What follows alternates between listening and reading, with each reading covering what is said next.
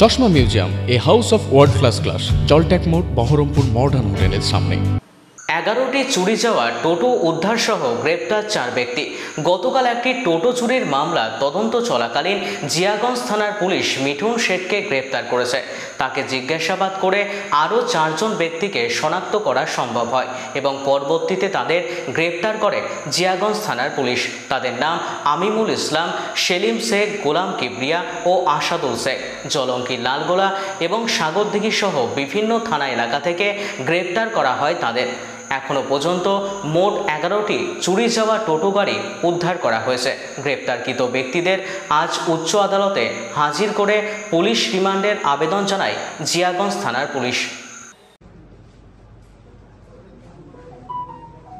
আমরা 4 এপ্রিল 2025 এই তারিখে একটা কমপ্লেন পাই যে কোনো এক ভদ্রলোক তার একটা টোটো হারিয়ে যায়। তো এই তথ্যের ভিত্তিতে আমরা তদন্তে নামি। তদন্তে নামার পরে আমরা যে আমাদের গোটা শহর জুড়ে সিসিটিভি ক্যামেরাগুলো আছে সেগুলোকে সার্চ করতে থাকি। সার্চ করার ফলে আমরা প্রথমে একজনের সন্ধান পাই যার নাম মিঠুন শেখ ওরফে রাহুল, যার বাড়ি হচ্ছে লালগোলা। তো একে আমরা যখন ডিটেন করি, ডিটেন করার পরে এই ব্যক্তি স্বীকার করেন যে হ্যাঁ ওই চুরির সঙ্গে যুক্ত আছে এবং সাথে সাথে সে একজনের নাম প্রকাশ করে যার নাম সেলিম। তো এই সেলিম আবার যার বাড়ি লালবাগ, সে আবার আরেকজনের নাম প্রকাশ করে যার নাম হচ্ছে গোলাম কিবরিয়া, এর বাড়ি সাগরদিঘি। এবার গোলাম কিবরিয়া আবার আরো দুজনের নাম রিভিল করে, তাদের নাম হচ্ছে আসাদুল এবং আমিনুল। এই যে সেলিম, এ বিক্রি করতো বা এ হেল্প করতো গোলাম কিবরিয়াকে যার বাড়ি সাগরদিঘি। এ কি করতো, এই বহরমপুর, লালবাগ, মুর্শিদাবাদ, জলঙ্গি এই এরিয়া থেকে টোটোগুলোকে চুরি করতো। চুরি করে ধুলিয়ান, সাগরদিঘি, জলঙ্গি এই এরিয়াতে এগুলোকে সেল করতো। সেল করার জন্য একে হেল্প করতো কে, আসাদুল এবং আমিনুল। এরা হেল্প করতো জলঙ্গি, সাগরদিঘি এই এরিয়াতে। এবং আমরা এখনো অবধি টোটাল জলঙ্গি থেকে 9টা এবং লালগোলা থেকে 2টো, টোটাল 11টা এখনো অবধি রিকভার করেছি। আমাদের টিম এখনো ফিল্ডে আছে, সেখানে আরো 4টে, জলঙ্গিতে এখনো আরো 4টে তারা পেয়েছে, সেগুলো নিয়ে আসছে এবং আমরা এদেরকে ডিটেইন করেছি এবং পিসি রিমান্ডে পাঠিয়েছি 10 দিনের জন্য। এবং আশা করি এরপরে আরো অনেক বেশি টোটো আমরা রিকভার করতে পারবো। এবং এরা নিজেরাই স্বীকার করেছে যে মোর দেন 40 বা 50, ইভেন এরা নিজেরাই সংখ্যা বলতে পারছে না, মোর দেন 40 or 50 এরা চুরি করেছে এখন অব্দি এরা জানাচ্ছে।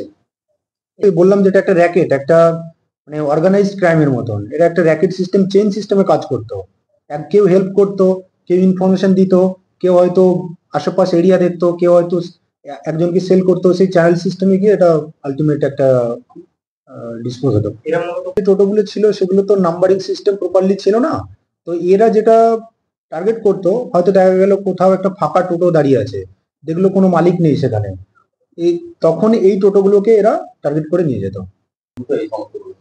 আপাতত আমরা তো আজকেই ডিটেন করেছি আর পিসিতে নিয়েছি, এই বিভিন্ন তথ্য আরো যদি বেরিয়ে আসে তার জন্যই।